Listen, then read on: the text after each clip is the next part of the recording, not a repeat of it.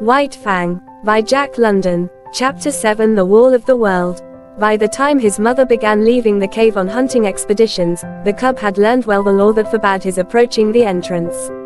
Not only had this law been forcibly and many times impressed on him by his mother's nose and paw, but in him the instinct of fear was developing. Never, in his brief cave life, had he encountered anything of which to be afraid. Yet fear was in him. It had come down to him from a remote ancestry through 1,000 lives. It was a heritage he had received directly from One-Eye and the she-wolf, but to them, in turn, it had been passed down through all the generations of wolves that had gone before. Fear. That legacy of the wild which no animal may escape nor exchange for pottage. So the grey cub knew fear, though he knew not the stuff of which fear was made. Possibly he accepted it as one of the restrictions of life.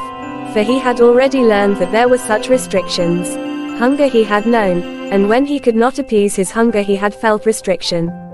The hard obstruction of the cave wall, the sharp nudge of his mother's nose, the smashing stroke of her paw, the hunger unappeased of several famines, had borne in upon him that all was not freedom in the world, that to life there was limitations and restraints.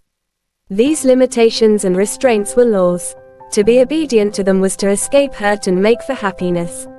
He did not reason the question out in this man fashion. He merely classified the things that hurt and the things that did not hurt. And after such classification he avoided the things that hurt, the restrictions and restraints, in order to enjoy the satisfactions and the remunerations of life. Thus it was that in obedience to the law laid down by his mother, and in obedience to the law of that unknown and nameless thing, fear, he kept away from the mouth of the cave. It remained to him a white wall of light. When his mother was absent, he slept most of the time, while during the intervals that he was awake he kept very quiet, suppressing the whimpering cries that tickled in his throat and strove for noise. Once, lying awake, he heard a strange sound in the white wall. He did not know that it was a wolverine, standing outside, all trembling with its own daring, and cautiously scenting out the contents of the cave. The cub knew only that the sniff was strange, as something unclassified, therefore unknown and terrible, for the unknown was one of the chief elements that went into the making of fear. The hair bristled upon the grey cub's back, but it bristled silently. How was he to know that this thing that sniffed was a thing at which to bristle? It was not born of any knowledge of his, yet it was the visible expression of the fear that was in him, and for which, in his own life, there was no accounting. But fear was accompanied by another instinct, that of concealment. The cub was in a frenzy of terror, yet he lay without movement or sound, frozen, petrified into immobility, to all appearances dead. His mother, coming home, growled as she smelled the wolverine's track, and bounded into the cave and licked and nozzled him with undue vehemence of affection. And the cub felt that somehow he had escaped a great hurt. But there were other forces at work in the cub, the greatest of which was growth. Instinct and law demanded of him obedience. But growth demanded disobedience. His mother and fear impelled him to keep away from the white wall. Growth is life, and life is forever destined to make for light. So there was no damming up the tide of life that was rising within him, rising with every mouthful of meat he swallowed, with every breath he drew. In the end, one day, fear and obedience were swept away by the rush of life, and the cub straddled and sprawled toward the entrance. Unlike any other wall with which he had had experience, this wall seemed to recede from him as he approached. No hard surface collided with the tender little nose he thrust out tentatively before him. The substance of the wall seemed as permeable and yielding as light. And as condition, in his eyes, had the seeming of form, so he entered into what had been wall to him and bathed in the substance that composed it. It was bewildering. He was sprawling through solidity. And ever the light grew brighter. Fear urged him to go back, but growth drove him on. Suddenly he found himself at the mouth of the cave.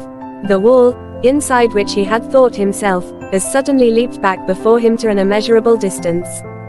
The light had become painfully bright. He was dazzled by it. Likewise he was made dizzy by this abrupt and tremendous extension of space. Automatically, his eyes were adjusting themselves to the brightness, focusing themselves to meet the increased distance of objects. At first, the wall had leaped beyond his vision. He now saw it again, but it had taken upon itself a remarkable remoteness. Also, its appearance had changed. It was now a variegated wall, composed of the trees that fringed the stream, the opposing mountain that towered above the trees, and the sky that out-towered the mountain. A great fear came upon him. This was more of the terrible unknown. He crouched down on the lip of the cave and gazed out on the world. He was very much afraid. Because it was unknown, it was hostile to him. Therefore the hair stood up on end along his back and his lips wrinkled weakly in an attempt at a ferocious and intimidating snarl. Out of his puniness and fright he challenged and menaced the whole wide world. Nothing happened. He continued to gaze, and in his interest he forgot to snarl. Also, he forgot to be afraid. For the time, fear had been rooted by growth, while growth had assumed the guise of curiosity. He began to notice near objects, an open portion of the stream that flashed in the sun, the blasted pine tree that stood at the base of the slope, and the slope itself, that ran right up to him and ceased 2 feet beneath the lip of the cave on which he crouched. Now the grey cub had lived all his days on a level floor. He had never experienced the hurt of a fall. He did not know what a fall was. So he stepped boldly out upon the air. His hind legs still rested on the cave lip, so he fell forward head downward. The earth struck him a harsh blow on the nose that made him yelp. Then he began rolling down the slope, over and over. He was in a panic of terror. The unknown had caught him at last. It had gripped savagely hold of him and was about to wreak upon him some terrific hurt. Growth was now rooted by fear, and he keyed like any frightened puppy.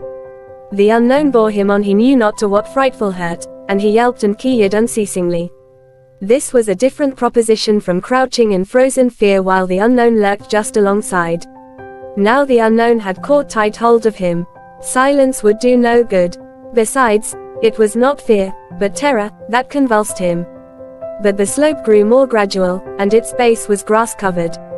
Here the cub lost momentum. When at last he came to a stop, he gave one last agonized yell and then a long, whimpering wail. Also, and quite as a matter of course, as though in his life he had already made 1,000 toilets, he proceeded to lick away the dry clay that soiled him. After that he sat up and gazed about him, as might the first man of the earth who landed upon Mars. The cub had broken through the wall of the world, the unknown had let go its hold of him, and here he was without hurt. But the first man on Mars would have experienced less unfamiliarity than did he. Without any antecedent knowledge, without any warning whatever that such existed, he found himself an explorer in a totally new world. Now that the terrible unknown had let go of him, he forgot that the unknown had any terrors. He was aware only of curiosity in all the things about him. He inspected the grass beneath him, the mossberry plant just beyond, and the dead trunk of the blasted pine that stood on the edge of an open space among the trees. A squirrel, running around the base of the trunk, came full upon him, and gave him a great fright. He cowered down and snarled. But the squirrel was as badly scared. It ran up the tree, and from a point of safety chattered back savagely. This helped the cub's courage, and though the woodpecker he next encountered gave him a start, he proceeded confidently on his way. Such was his confidence, that when a moose bird impudently hopped up to him, he reached out at it with a playful paw. The result was a sharp peck on the end of his nose that made him cower down and kee. The noise he made was too much for the moose bird, who sought safety in flight. But the cub was learning. His misty little mind had already made an unconscious classification. There were live things and things not alive. Also, he must watch out for the live things. The things not alive remained always in one place, but the live things moved about, and there was no telling what they might do. The thing to expect of them was the unexpected, and for this he must be prepared. He traveled very clumsily. He ran into sticks and things. A twig that he thought a long way off, would the next instant hit him on the nose or rake along his ribs. There were inequalities of surface. Sometimes he overstepped and stubbed his nose. Quite as often he understepped and stubbed his feet. Then there were the pebbles and stones that turned under him when he trod upon them, and from them he came to know that the things not alive were not all in the same state of stable equilibrium as was his cave, also, that small things not alive were more liable than large things to fall down or turn over. But with every mishap he was learning. The longer he walked, the better he walked. He was adjusting himself. He was learning to calculate his own muscular movements, to know his physical limitations, to measure distances between objects, and between objects and himself. His was the luck of the beginner. Born to be a hunter of meat, though he did not know it, he blundered upon meat just outside his own cave door on his first foray into the world. It was by sheer blundering that he chanced upon the shrewdly hidden ptarmigan nest. He fell into it. He had essayed to walk along the trunk of a fallen pine. The rotten bark gave way under his feet, and with a despairing yelp he pitched down the rounded crescent, smashed through the leafage and stalks of a small bush, and in the heart of the bush, on the ground, fetched up in the midst of 7 ptarmigan chicks. They made noises, and at first he was frightened at them. Then he perceived that they were very little, and he became bolder. They moved. He placed his paw on one, and its movements were accelerated. This was a source of enjoyment to him. He smelled it. He picked it up in his mouth. It struggled and tickled his tongue. At the same time he was made aware of a sensation of hunger. His jaws closed together. There was a crunching of fragile bones, and warm blood ran in his mouth. The taste of it was good. This was meat, the same as his mother gave him, only it was alive between his teeth and therefore better. So he ate the ptarmigan. Nor did he stop till he had devoured the whole brood. Then he licked his chops in quite the same way his mother did, and began to crawl out of the bush. He encountered a feathered whirlwind. He was confused and blinded by the rush of it and the beat of angry wings. He hit his head between his paws and yelped. The blows increased. The mother ptarmigan was in a fury. Then he became angry. He rose up, snarling, striking out with his paws. He sank his tiny teeth into one of the wings and pulled and tugged sturdily. The ptarmigan struggled against him, showering blows upon him with her free wing. It was his first battle. He was elated. He forgot all about the unknown. He no longer was afraid of anything. He was fighting, tearing at a live thing that was striking at him. Also, this live thing was meat. The lust to kill was on him. He had just destroyed little live things. He would now destroy a big live thing. He was too busy and happy to know that he was happy. He was thrilling and exulting in ways new to him and greater to him than any he had known before. He held onto the wing and growled between his tight clenched teeth. The ptarmigan dragged him out of the bush.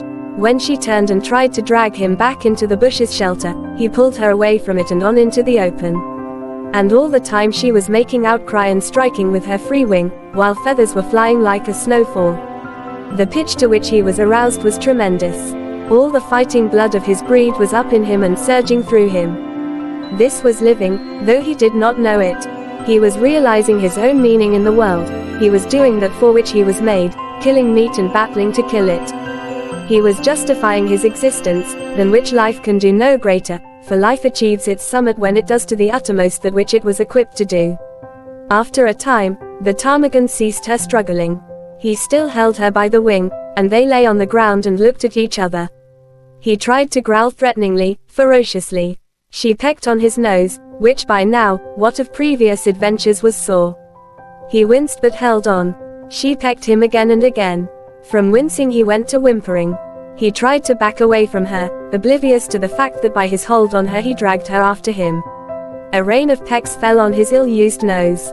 The flood of fight ebbed down in him, and, releasing his prey, he turned tail and scampered on across the open in inglorious retreat. He lay down to rest on the other side of the open, near the edge of the bushes, his tongue lolling out, his chest heaving and panting, his nose still hurting him and causing him to continue his whimper. But as he lay there, suddenly there came to him a feeling as of something terrible impending. The unknown with all its terrors rushed upon him, and he shrank back instinctively into the shelter of the bush. As he did so, a draught of air fanned him, and a large, winged body swept ominously and silently past. A hawk, driving down out of the blue, had barely missed him. While he lay in the bush, recovering from his fright and peering fearfully out, the mother ptarmigan on the other side of the open space fluttered out of the ravaged nest. It was because of her loss that she paid no attention to the winged bolt of the sky. But the cub saw, and it was a warning and a lesson to him, the swift downward swoop of the hawk, the short skim of its body just above the ground, the strike of its talons in the body of the ptarmigan's squawk of agony and fright, and the hawk's rush upward into the blue, carrying the ptarmigan away with it. It was a long time before the cub left its shelter. He had learned much. Live things were meat. They were good to eat. Also, live things when they were large enough, could give hurt. It was better to eat small live things like ptarmigan chicks, and to let alone large live things like ptarmigan hens. Nevertheless, he felt a little prick of ambition, a sneaking desire to have another battle with that ptarmigan hen, only the hawk had carried her away. Maybe there were other ptarmigan hens. He would go and see. He came down a shelving bank to the stream. He had never seen water before. The footing looked good. There were no inequalities of surface. He stepped boldly out on it, and went down, crying with fear, into the embrace of the unknown. It was cold, and he gasped, breathing quickly. The water rushed into his lungs instead of the air that had always accompanied his act of breathing. The suffocation he experienced was like the pang of death. To him it signified death. He had no conscious knowledge of death, but like every animal of the wild, he possessed the instinct of death. To him it stood as the greatest of hurts. It was the very essence of the unknown. It was the sum of the terrors of the unknown, the one culminating and unthinkable catastrophe that could happen to him, about which he knew nothing and about which he feared everything. He came to the surface, and the sweet air rushed into his open mouth. He did not go down again. Quite as though it had been a long-established custom of his, he struck out with all his legs and began to swim. The near bank was a yard away, but he had come up with his back to it, and the first thing his eyes rested upon was the opposite bank, toward which he immediately began to swim. The stream was a small one, but in the pool it widened out to a score of feet. Midway in the passage, the current picked up the cub and swept him downstream. He was caught in the miniature rapid at the bottom of the pool. Here was little chance for swimming. The quiet water had become suddenly angry. Sometimes he was under, sometimes on top. At all times he was in violent motion, now being turned over or around, and again, being smashed against a rock. And with every rock he struck, he yelped. His progress was a series of yelps, from which might have been adduced the number of rocks he encountered. Below the rapid was a second pull, and here, captured by the eddy, he was gently borne to the bank, and as gently deposited on a bed of gravel. He crawled frantically clear of the water and lay down. He had learned some more about the world. Water was not alive, yet it moved. Also, it looked as solid as the earth, but was without any solidity at all. His conclusion was that things were not always what they appeared to be. The cub's fear of the unknown was an inherited distrust, and it had now been strengthened by experience. Thenceforth, in the nature of things, he would possess an abiding distrust of appearances. He would have to learn the reality of a thing before he could put his faith into it. One other adventure was destined for him that day. He had recollected that there was such a thing in the world as his mother. And then there came to him a feeling that he wanted her more than all the rest of the things in the world. Not only was his body tired with the adventures it had undergone, but his little brain was equally tired. In all the days he had lived it had not worked so hard as on this one day. Furthermore, he was sleepy. So he started out to look for the cave and his mother, feeling at the same time an overwhelming rush of loneliness and helplessness. He was sprawling along between some bushes, when he heard a sharp intimidating cry. There was a flash of yellow before his eyes. He saw a weasel leaping swiftly away from him. It was a small live thing, and he had no fear. Then, before him, at his feet, he saw an extremely small live thing, only several inches long, a young weasel, that, like himself, had disobediently gone out adventuring. It tried to retreat before him. He turned it over with his paw. It made a queer, grating noise. The next moment the flash of yellow reappeared before his eyes. He heard again the intimidating cry, and at the same instant received a sharp blow on the side of the neck and felt the sharp teeth of the mother weasel cut into his flesh. While he yelped and keyed and scrambled backward, he saw the mother weasel leap upon her young one and disappear with it into the neighboring thicket. The cut of her teeth in his neck still hurt, but his feelings were hurt more grievously, and he sat down and weakly whimpered.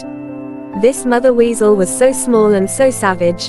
He was yet to learn that for size and weight the weasel was the most ferocious, vindictive, and terrible of all the killers of the wild.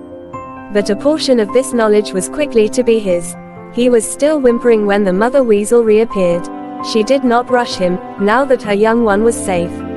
She approached more cautiously, and the cub had full opportunity to observe her lean, snake-like body, and her head, erect, eager, and snake-like itself. Her sharp, menacing cry sent the hair bristling along his back, and he snarled warningly at her. She came closer and closer. There was a leap, swifter than his unpracticed sight, and the lean, yellow body disappeared for a moment out of the field of his vision. The next moment she was at his throat, her teeth buried in his hair and flesh. At first he snarled and tried to fight, but he was very young, and this was only his first day in the world, and his snarl became a whimper, his fighter struggled to escape. The weasel never relaxed her hold. She hung on, striving to press down with her teeth to the great vein where his lifeblood bubbled. The weasel was a drinker of blood, and it was ever her preference to drink from the throat of life itself. The grey cub would have died, and there would have been no story to write about him, had not the she-wolf come bounding through the bushes. The weasel let go the cub and flashed at the she-wolf's throat, missing, but getting a hold on the jaw instead. The she-wolf flirted her head like the snap of a whip, breaking the weasel's hold and flinging it high in the air. And, still in the air, the she-wolf's jaws closed on the lean, yellow body, and the weasel knew death between the crunching teeth. The cub experienced another access of affection on the part of his mother. Her joy at finding him seemed even greater than his joy at being found. She nuzzled him and caressed him and licked the cuts made in him by the weasel's teeth. Then, between them, mother and cub, they ate the blood drinker, and after that went back to the cave and slept.